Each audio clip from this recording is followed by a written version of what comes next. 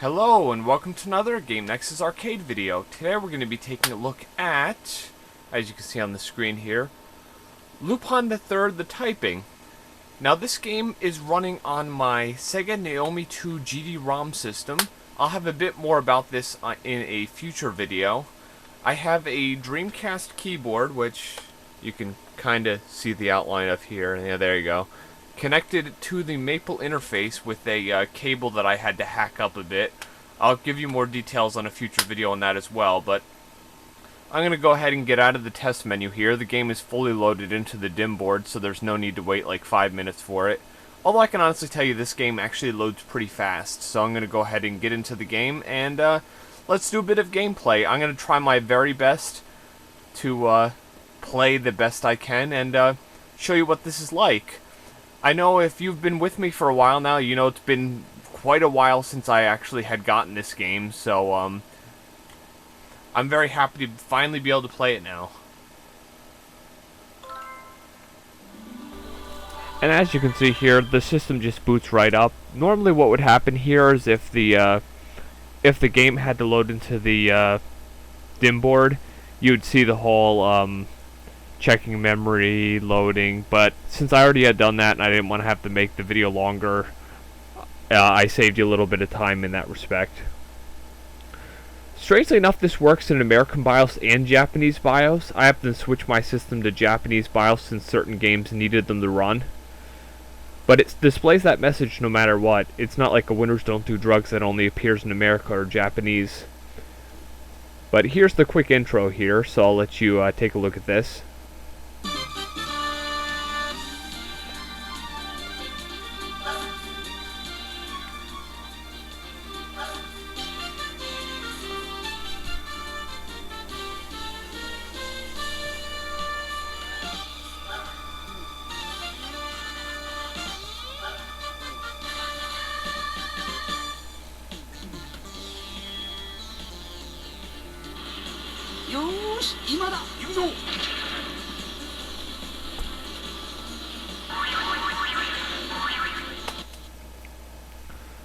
Now I made this display a video like at some point where there are a little bit more of the attract mode there, because what happens is it shows like a couple of scenes of gameplay.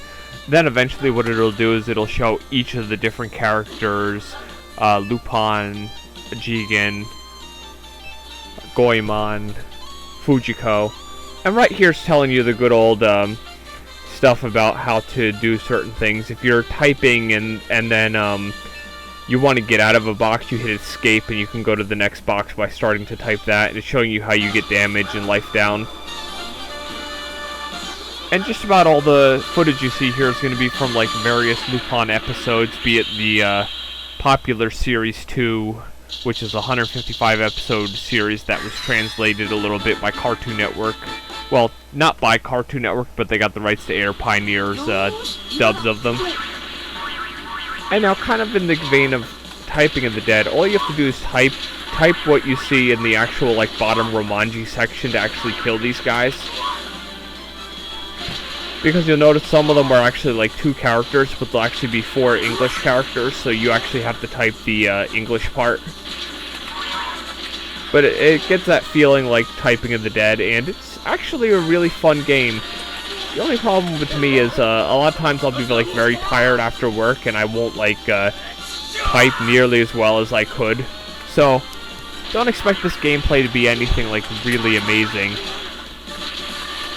And you're gonna hear me banging on the keys in the background as I'm recording this commentary afterwards, because it's kind of hard enough for me to play a game like this, but try to talk at the same time kind of makes it near impossible. So and what happens with each of the enemies that you beat, you get a rank, and depending on your rank, you might get some life back.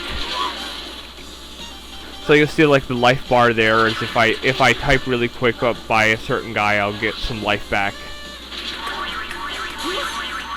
And now on any of these levels, if you see a guy jump in front of you like that, the best thing to do is make sure that you type his word as quick as possible, because he's about to slash you, like in House of the Dead, Typing the Dead.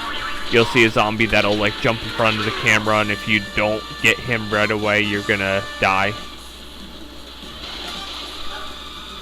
And now a couple of these words I actually recognized, but I can honestly say, since I don't know all that much Japanese at this point, I don't recognize all the words. And just like a lot of Lupin episodes, all these guys are like your generic henchmen that you have to take out. So they're all going to more or less look like the exact same guy. And as you've seen, eventually, if you don't type the word right away, the character will shoot you, and then you'll see Lupin get hurt, and the life go down. Now I can honestly tell you, when I play this, I hardly ever get that guy there. And now here's the boss of the level, which the only thing I think is a little bit lame about this is that he only has one word that you have to type, so it's not really much of a boss. I thought it'd be kind of cool if he had multiple words, and you had to type each word, and it was like taking out a little bit of his life. But sadly what had happened there is I had not typed the word in time, so I had lost, so I had to start all over again. But the thing you have to do is keep in mind here, at the time of recording this video, I actually had just gotten this whole interface thing with splicing the wire to the Maple interface working last night. So this is actually only my second time playing this game. So you're going to have to bear with me a little bit because being like after midnight at this point and being like all tired and everything, I'm not all that great at typing at this point, and plus I kind of had to do it in the dark on top of everything. So if it was one of those times that I kind of lost my footing on the keyboard, I couldn't look down because it was too dark to see. So whenever you hear that like boing sound, that's when I actually miss a character. And when I do eventually get to the end of the level here, you'll see the mistypes. And that's basically like when, let's say if it's a B and I hit a D or an F, then that's going to be like a miss. Like if you were playing the shooting version of this and you had missed shooting an enemy, kind of the same equivalent. I don't know if I'd mentioned it earlier, but just like typing the dead, there's also a game which was this exact game, and it was called Lupin the Third, The Shooting. Exact identical game, but instead of typing, you shoot the enemies. But of course, in order for me to actually get said game, I would need to have LEDs all on the top and bottom of my monitor and have the special light guns and the gun IO board. Plus, the only other time I saw Lupin the Third typing like on eBay, somebody wanted like $300 for a disc and dongle, and honestly, I just didn't think that was worth it. But it's one of those things, if I ever see it really cheap someday and the whole setup for the guns, I might very well pick that up because you can actually get this working on just about any screen because you're using the LEDs. Similar, if you've ever seen the Namco GunCon 3, it has those little LED things you have to put in the top left and right corner of the screen. It works on the same principle.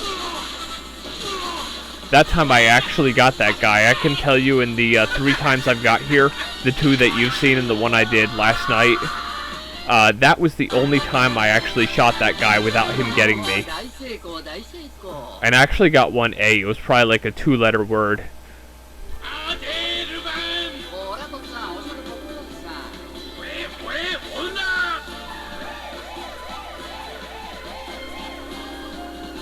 And of course, it's giving you the setup for the second mission where you're actually being chased in a car by Zenigata and all his cops. And if you ever saw Lupin, the second series, all of the episodes actually started with the whole typing on the typewriter, and then it would display the title on the top, so that's why it does that.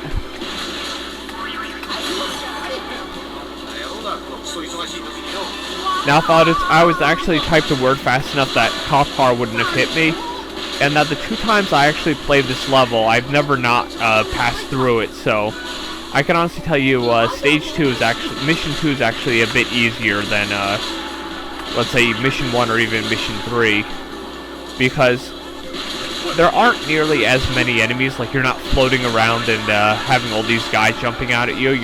There's like a fairly limited number of cop cars that you have to take down. And usually they start pretty far away, even if the word is pretty long. So if you see that word in time, you can type it in time.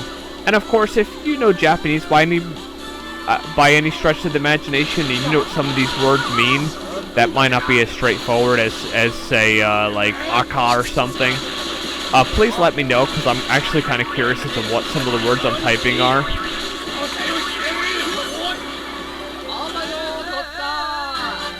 And now that's one thing that's silly, is you'll actually fail at, you can actually fail at Zenigata, typing Zenigata's word, and you actually get through the level anyway.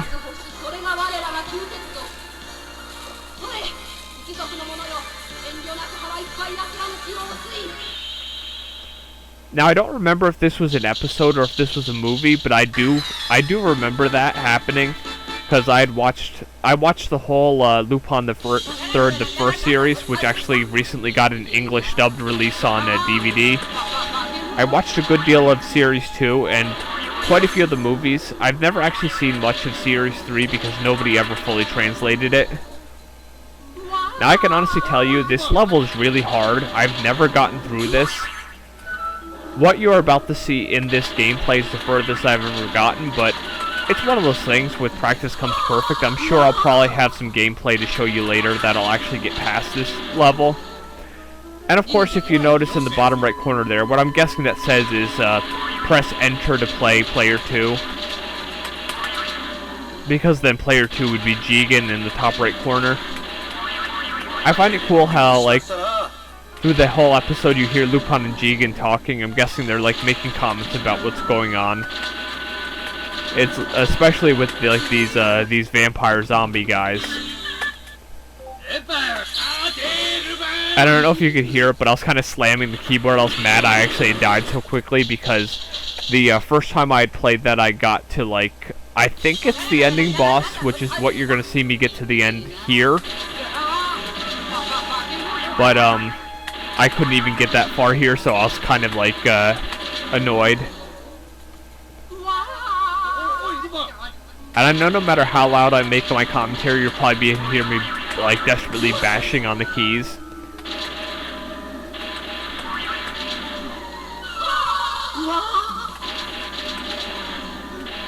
I think this is kind of cool how they have the vampire zombie guys. It reminds me a lot of like House of the Dead or Vampire Night. I still say that one of the saddest parts about this game is it never made it to Dreamcast. It was on regular Naomi 1. They could have easily ported it to Dreamcast, and it just never got any console or outside of Japan release. But then again, Lupin's always been a bit of a niche. He's never been like critically popular in America, so I could understand why they wouldn't bring it out here. But even if they could have ported it to Dreamcast in Japan, I think there was a big enough install base that this would have been quite a success. But sadly, it fell to obscurity, and it only was in Japan in some Sega Net City cabinets. Probably they were done as Typing of the Dead conversions, knowing how stuff goes.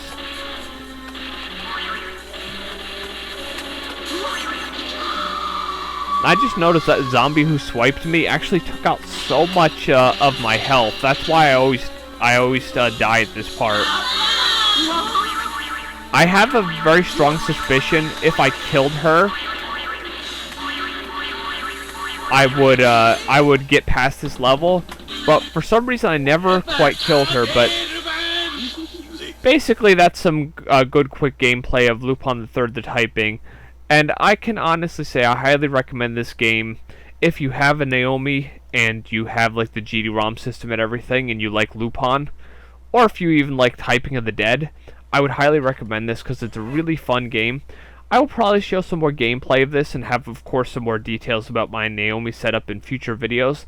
And I shall see you later. Bye.